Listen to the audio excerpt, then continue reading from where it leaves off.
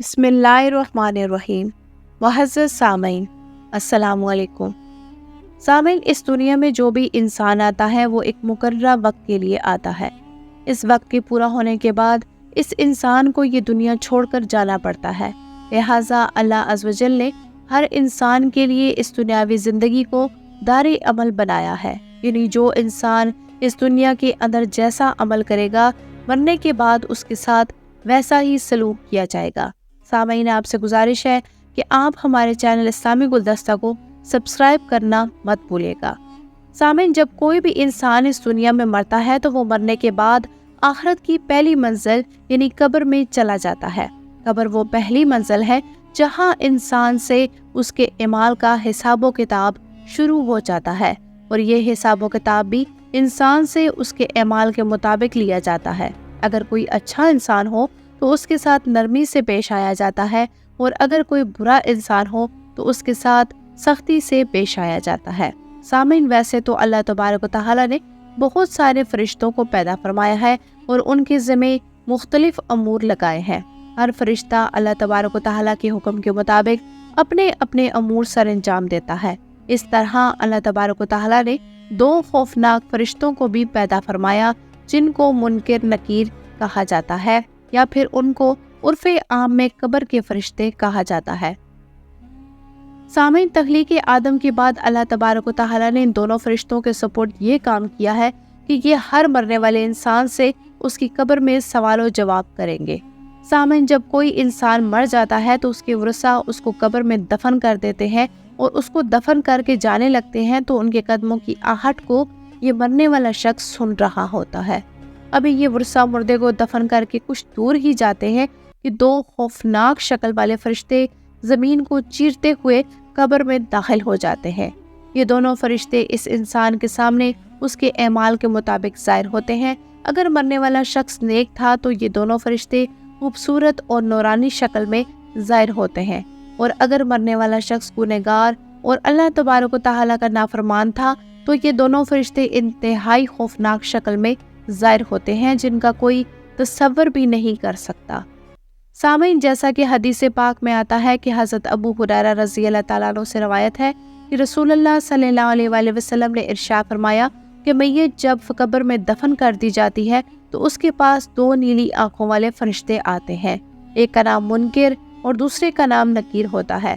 تو یہ دونوں فرشتے اس مرنے والے شخص سے سوال کرتے ہیں کہ تیرا رب کون ہے؟ اگر مرنے والا شخص نیک ہو تو وہ جواب دیتا ہے کہ میرا رب اللہ ہے۔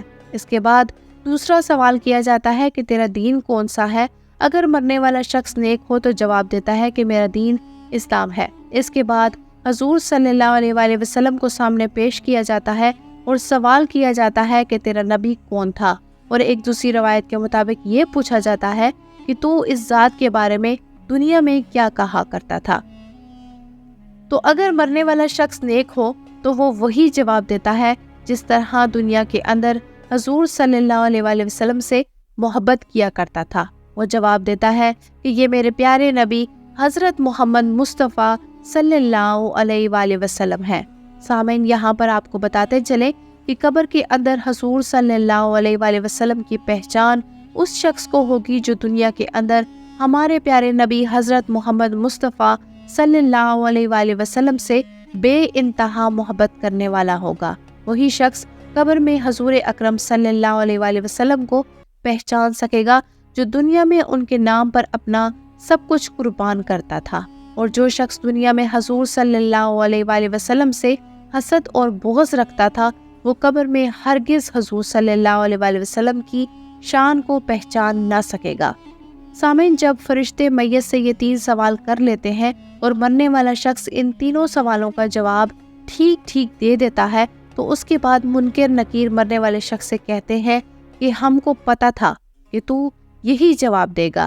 اس کے بعد اس نیک شخص کی قبر کو 70 ہاتھ وسیع کر دیا جاتا ہے، اور اس کی قبر میں جنت کی کھڑکی کھول دی جاتی ہے، اور اس کی قبر جنت کے باغوں میں سے ایک باغ بن جاتی ہے، اور وہ قبر نور سے منور کر دی جاتی ہے۔ اس کے بعد منکر نکیر اس نیک شخص سے کہتے ہیں کہ اب تم سو جاؤ اور آرام کرو۔ اس وقت وہ نیک شخص منکر نکیر سے کہتا ہے کہ میں اپنے گھر والوں کے پاس جانا چاہتا ہوں کہ میں ان کو اپنے اچھے انجام کا بتا سکوں۔ تو اس وقت منکر نکیر میں سے ایک فرشتہ اس شخص سے کہتا ہے کہ نہیں، اب تم دنیا میں واپس نہیں جا سکتے، اب تم ایسے شخص کی طرح ہو جاؤ کہ جیسے کوئی نہیں جگا سکتا سوائے اللہ کے، جس کا تو پسندیدہ بندہ ہے۔ سامعین، اگر مرنے والا شخص کافر، مشرک یا گنہگار ہو تو منکر نکیر فرشتے اس کے سامنے اس کے اعمال کے مطابق آتے ہیں، یعنی خوفناک شکل میں آتے ہیں، اور اس سے بھی یہی 3 سوال کرتے ہیں کہ تیرا رب کون ہے، اور تیرا دین کون سا ہے، اور تیرا نبی کون ہے۔